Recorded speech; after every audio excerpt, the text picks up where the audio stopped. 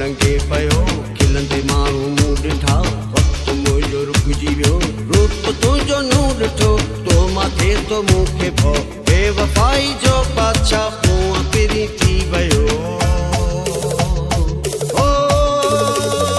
रत थी सड़े पई जान थी ॾके मुंहिंजी बेवफ़ा थी पए वॾो यारी कहिड़ी हुई तुंहिंजी रत थी सड़े पई जान थी ॾके मुंहिंजी बेवफ़ा थी पए वॾो यारी कहिड़ी हुई तुंहिंजी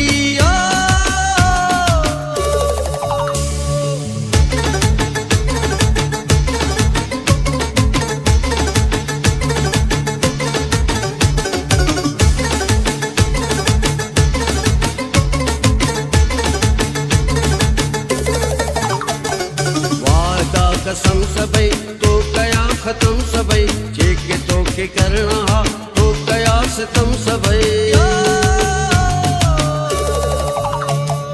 हा उहो गुंदरई हा उहो गुरूर वा मूं न परखियो तोखे मुंहिंजो ई क़सूर वा कान थी वफ़ा कॾहिं बेवफ़ा जी ज़ात मां तोखे सम्झी वयुमि तुंहिंजी औकात मां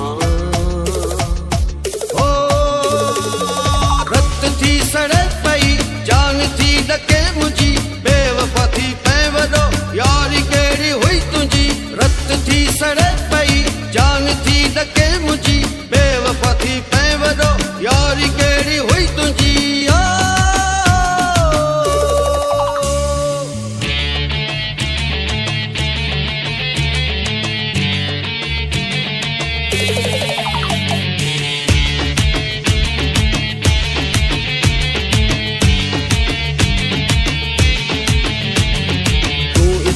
प्यार खां बेखबर बेखबर बेवफ़ा ओ बेरहम जल्द थी ते दर बदर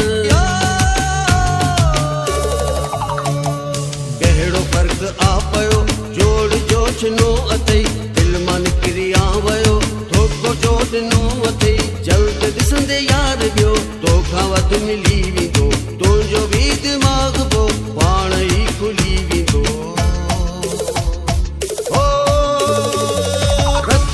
सड़े पई जान थी ॾके मुंहिंजी बेवफ़ा थी पए वॾो यारी कहिड़ी हुई तुंहिंजी रत थी सड़े पई जान थी ॾके मुंहिंजी बेवफ़ा थी पए वॾो यारी कहिड़ी हुई तुंहिंजी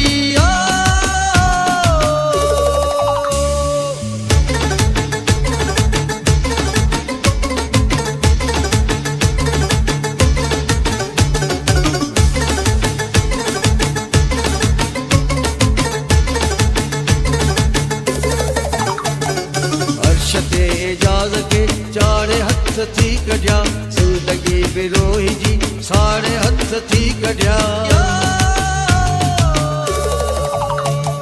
सम्झ ऐं सोच मां गम वतो न होश मां तुंहिंजे कूड़े प्यार में छो रहियुमि बेहोश मां रब करे न जो अड़े कंहिं बि चाल बाज़ सां ज़िंदगी अड़ाई मूं जीअं धोखे बाज़ सां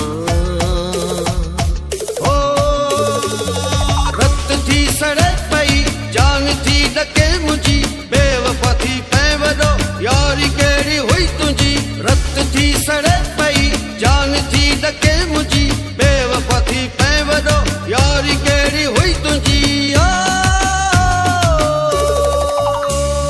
साहु बि मुंझण लॻो चाह थो डंगे पयो खिलंदे माण्हू मूं ॾिठा वक़्तु मुंहिंजो रुकिजी वियो रूप तुंहिंजो नूं ॾिठो तो माथे तो मूंखे भउ बेवफ़ाई जो बादशाह पोइ पिरी थी वियो